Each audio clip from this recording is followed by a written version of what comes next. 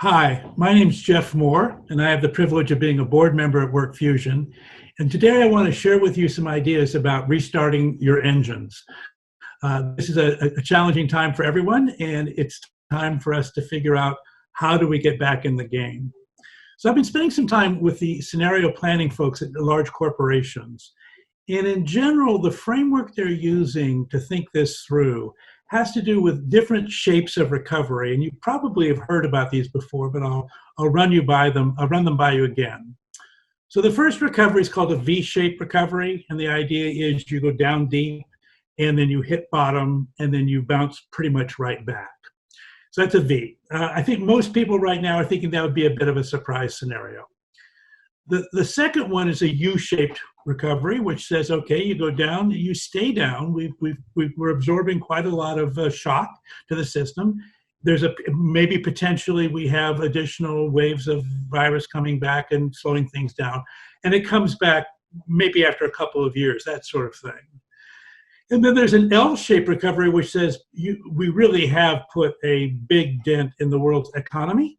And this is going to take a long time to play out, 3 to 5 years perhaps, with very, very slow recoveries, and that's going to be very, very challenging. And that you would use the word depression, I think, for that recovery. A U-shape, you might use the word recession. And then there's a fourth shape, which is kind of interesting, called a Y-shaped recovery, in which as you come back, there's actually two trajectories. One that comes back faster, and I think it's typically associated with next generation businesses who are able to take advantage of the disrupted world to actually grow faster than they might otherwise. And the other part of the Y is legacy businesses who are going to have to tend to have a tougher time coming back. And the real point here is these are economists trying to talk about the world in general, but it's very important for you to make your decisions relative to your industry and your market. So, for example, if you were in a services business, that if you're in, say, accounting or some kind of personal services business, you may say, look, financial services, we're going to come back pretty fast because basically the world needs what we do, and there's really not a good substitute for it.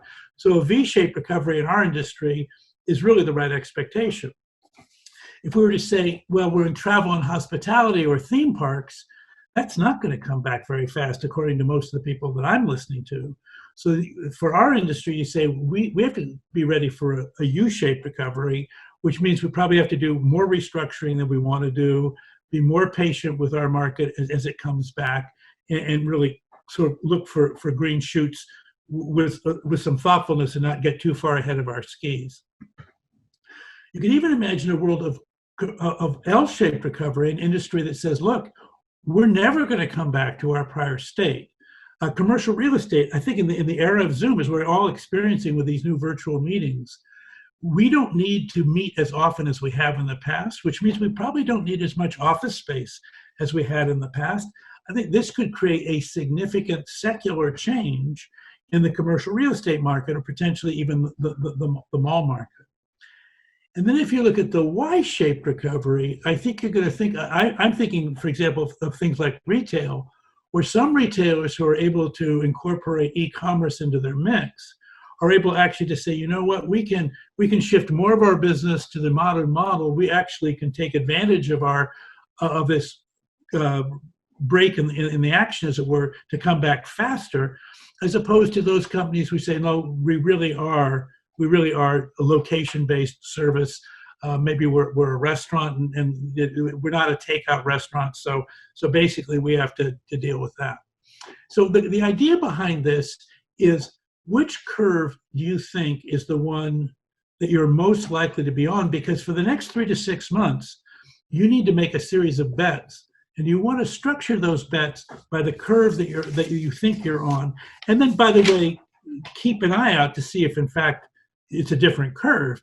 But if you don't make explicit with your team which of these curves you're using as your baseline, then you're going to get people at cross purposes if you're not careful. And in particular, I want to talk a little bit about this Y-shaped recovery, because actually it seems like, well, it's obvious you want to have the faster recovering business, not the slower recovering business. But again, the reality is only if that's in your industry, only if that's real for your market and your company. So I want to talk a little bit about two recovery phases with that Y model in mind, because I really do think the Y model is going to happen. And I'm calling them going back and coming back.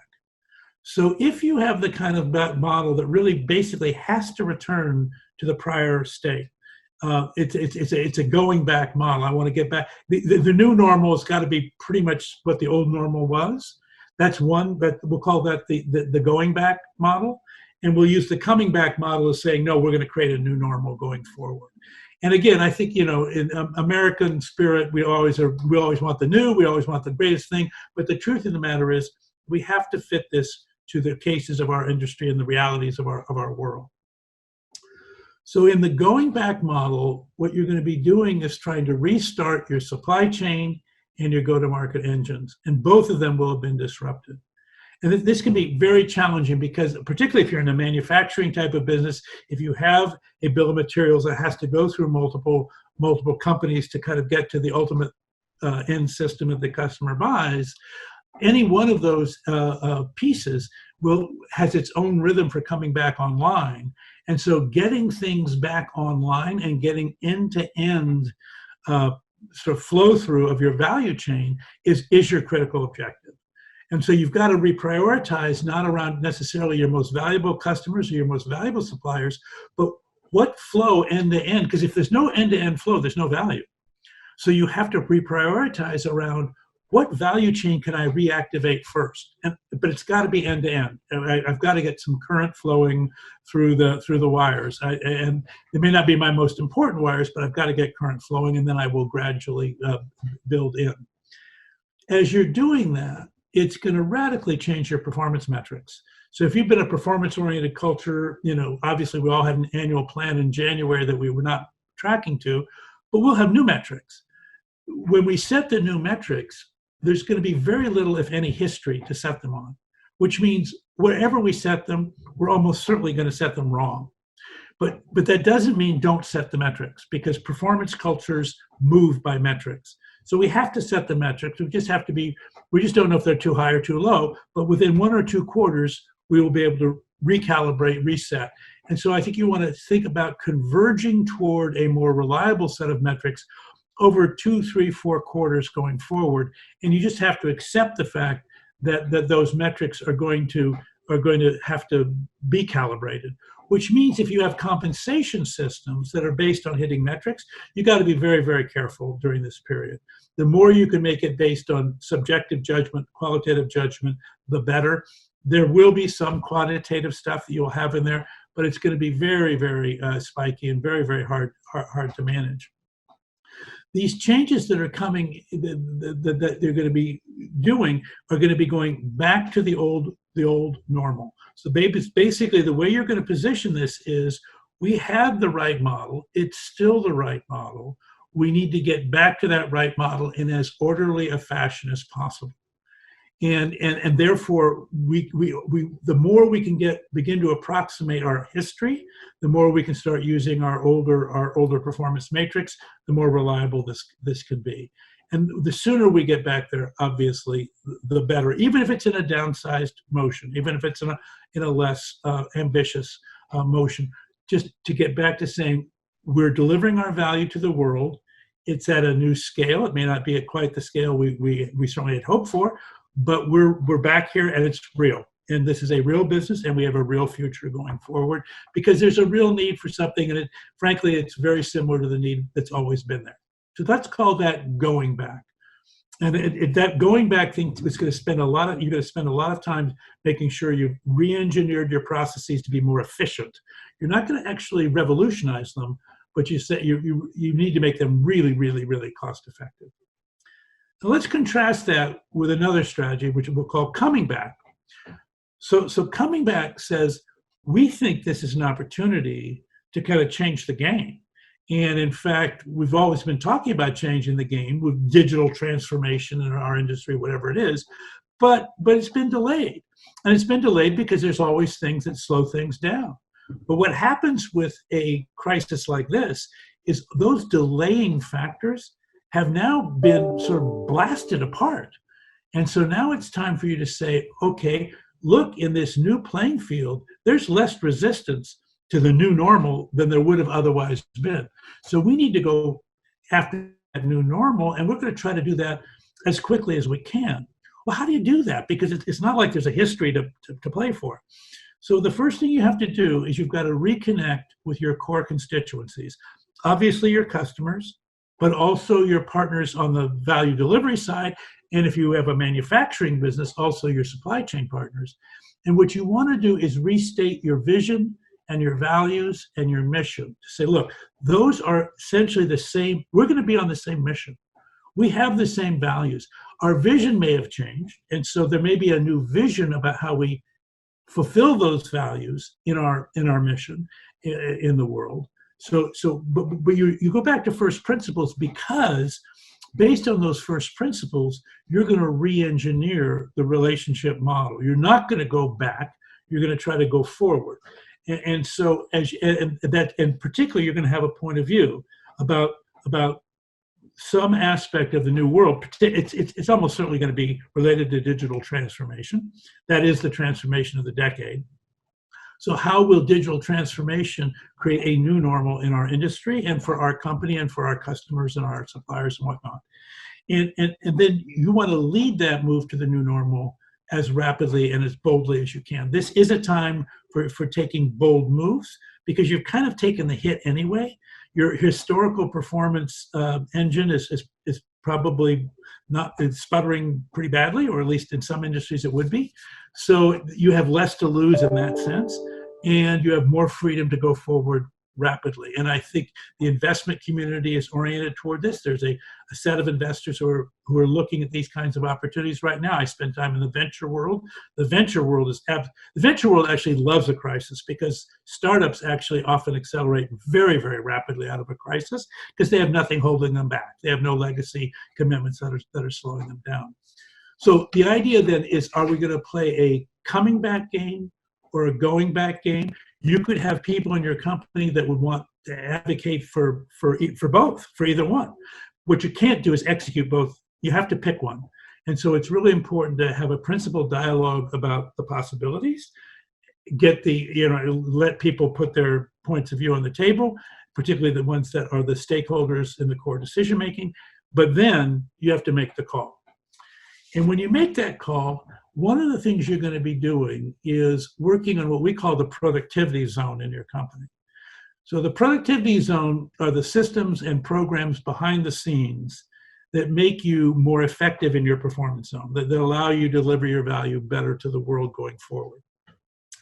And there's a kind of a going back and there's a coming back play here.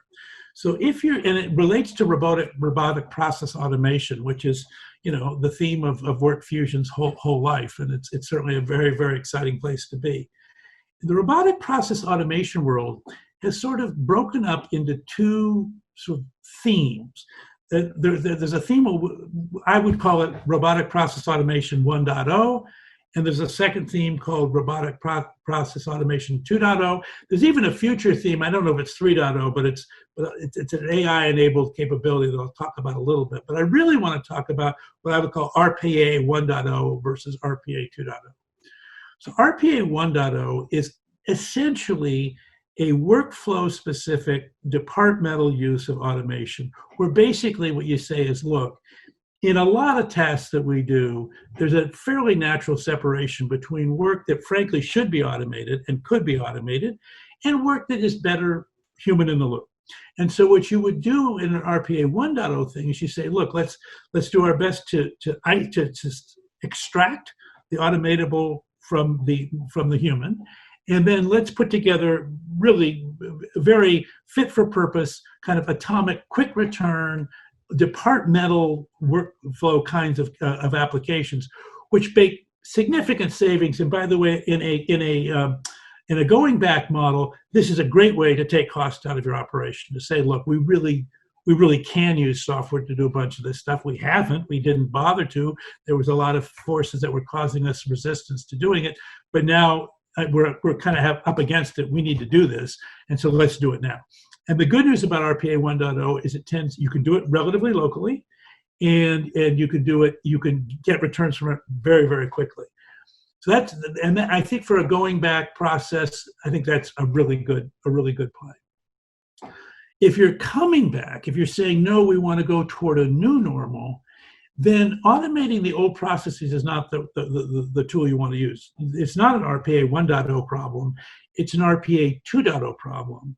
So this is when you're saying, we need to actually rethink the business process end to end. And we want to actually apply machine learning and artificial intelligence to actually revolutionizing the way this process is done. We don't want to interview people about their bank credits. We want to look at their PayPal accounts. We're going to take a stream of data that was not available in the past, and we'll make business decisions based on that stream of data instead of having human beings trying to figure it out one at a time in the course of things. So this is RPA 2.0. Frankly, it's what WorkFusion is really focused on. It's a very powerful capability.